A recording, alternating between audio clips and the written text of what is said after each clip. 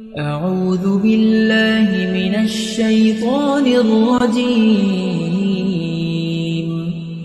بسم الله الرحمن الرحيم. الرحمن علم القرآن خلق الإنسان علمه البيان الشمس والقمر بحسبان والنجم والشجر يسجدان والسماء رفعها ووضع الميزان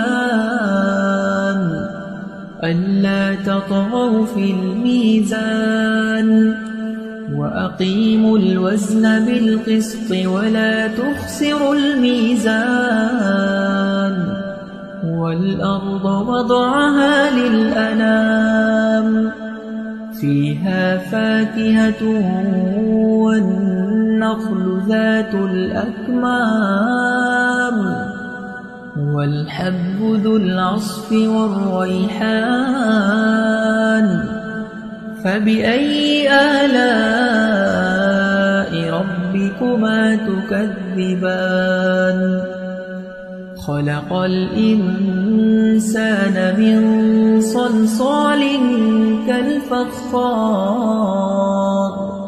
وخلق الجان من مارج من نار فبأي آلاء ربكما تكذبان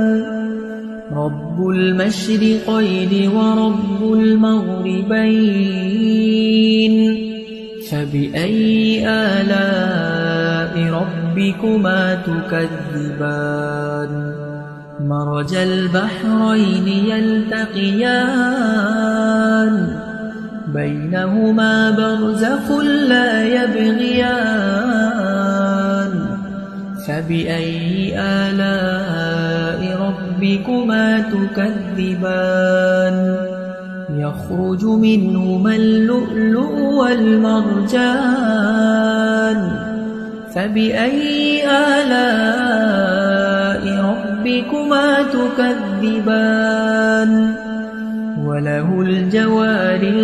المنشآت في البحر كالأعلام فبأي آلاء ربكما تكذبان